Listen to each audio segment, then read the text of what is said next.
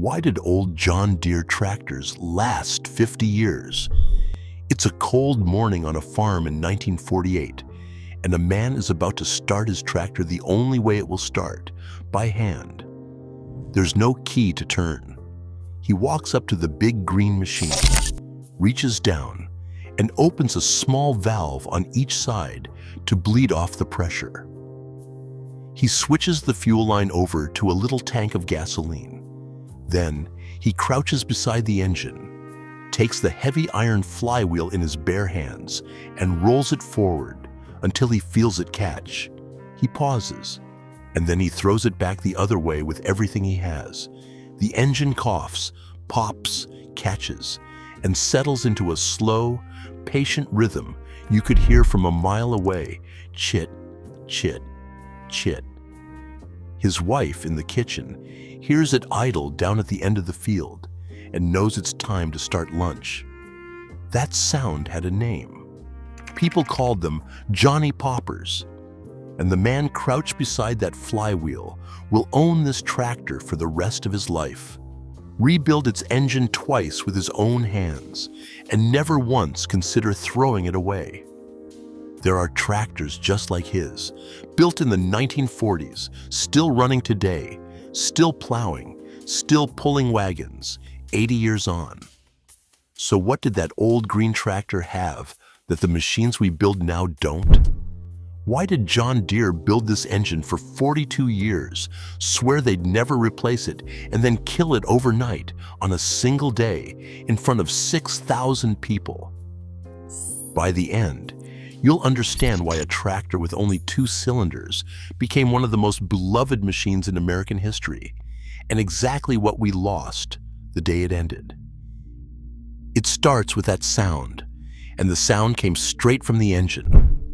That slow popping was the voice of a 2-cylinder horizontal engine, 2 enormous pistons, each one about the size of a gallon milk jug, lying on their sides and firing in a lazy, unhurried beat. It was a big, slow, simple engine, and it was already old-fashioned the day it arrived.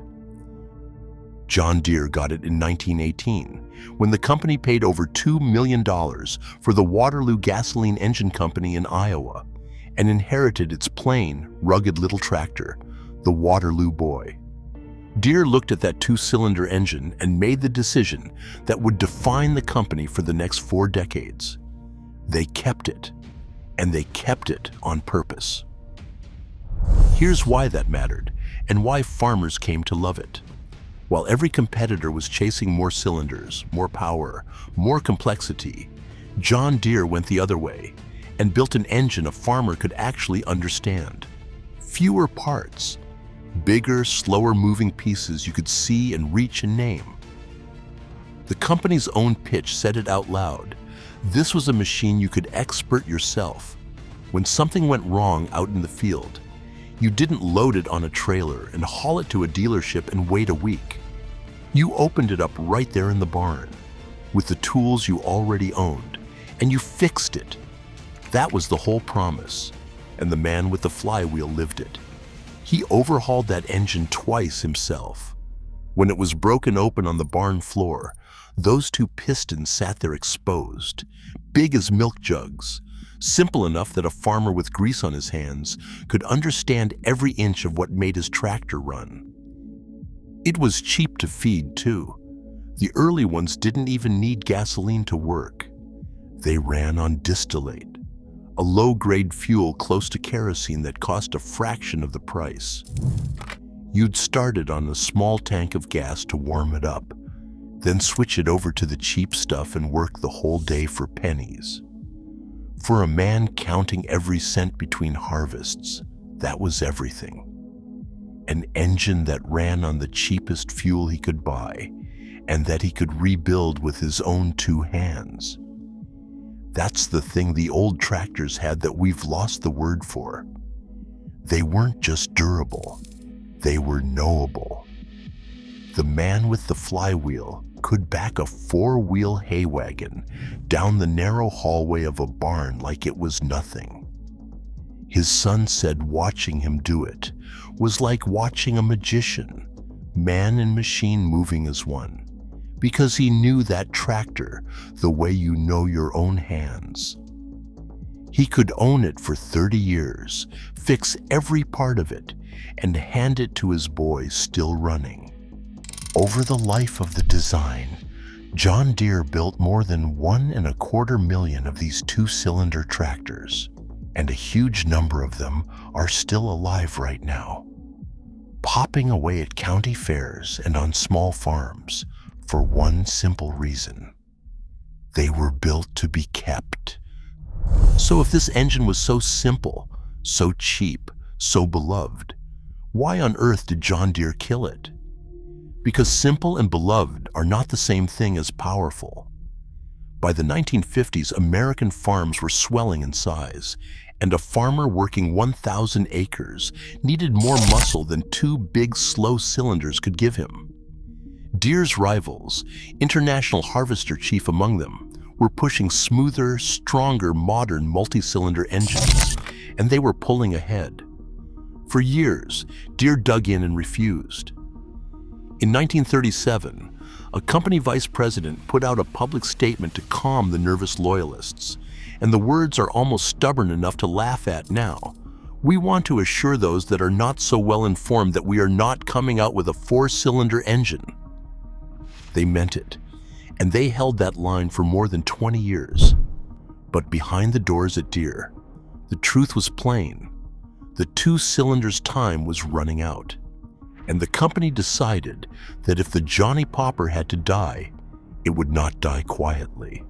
It would go out at the loudest funeral and the brightest birth American industry had ever staged. On August 30th, 1960, in Dallas, Texas, John Deere pulled off what a writer at the time called the single biggest industrial airlift in history. 6,000 dealers and guests were flown into the city from all over the world, from New York and Seattle, from Paris, France and Paris, Illinois, and the planes buzzed in and out of Love Field all day long. They were brought to the Cotton Bowl, where rows of brand new tractors stood gleaming under the Texas sun, the new generation of power, a whole new line of four-cylinder and six-cylinder machines. That night there were fireworks over the stadium, a Texas barbecue, and a band down from New Orleans. And in the middle of all that noise and light, quietly, after 42 years, the two-cylinder Johnny Popper was finished. Not everyone clapped. For years afterward, Deere kept getting letters from die-hard two-cylinder men who felt the company had walked away from the very engine that built it. But here is the honest part of the story. The new tractors really were better, more powerful, more capable, more comfortable, and they sold like nothing Deere had ever made. Within 4 years, the new generation shoved John Deere right past International Harvester into the #1 spot in America, a throne the simple old two-cylinder had never quite managed to win. So this isn't a story about a company betraying its people or cheapening a good thing to save a dollar. The new generation was a genuine leap forward, and the farmers who bought them were glad they did. But something was still traded away in that deal, and the men who owned the old ones felt the loss in their bones. The two-cylinder Johnny Popper was the last John Deere a regular farmer could fully understand and fully fix alone in his own barn. The machines that came after did more, but they were more complex, more dependent on the dealer, and far harder to keep alive forever with a wrench in a Sunday afternoon. The new tractors were more powerful. The old one belonged to you completely. And that's why, all these decades later, the Johnny Poppers still haven't died. Go out to a county fair in the Midwest on a summer afternoon, and you'll hear them before you ever see them. That slow, patient chit, chit, chit drifting across the fairgrounds, a sound that has not changed in 100 years. You'll find them there lovingly restored, repainted that exact shade of green, tended by men who learned that sound as boys, standing next to their fathers and their grandfathers. Many of those tractors are older than the people running them. Some have never left the family, bought new, overhauled 3 and 4 times, passed down hand to hand, and never once in all those years thrown away. They had 2 cylinders. They started by hand, with a man crouched at a flywheel on a cold morning. They ran on the cheapest fuel he could find, and a farmer with a wrench in a barn could keep one alive for the rest of his life. We traded all of that for more power, and we got the power, fair and square. But we also traded away a machine you could know completely and own completely. And in all the years since, we have never quite built one like it again. If you grew up around one of these, or your family still has one out in the shed, tell me in the comments what model it is and whether it still runs. I'd love to know how many Johnny Poppers are still out there. And if stories like this one are worth keeping, consider subscribing. Thanks for watching. I'll see you on the next one.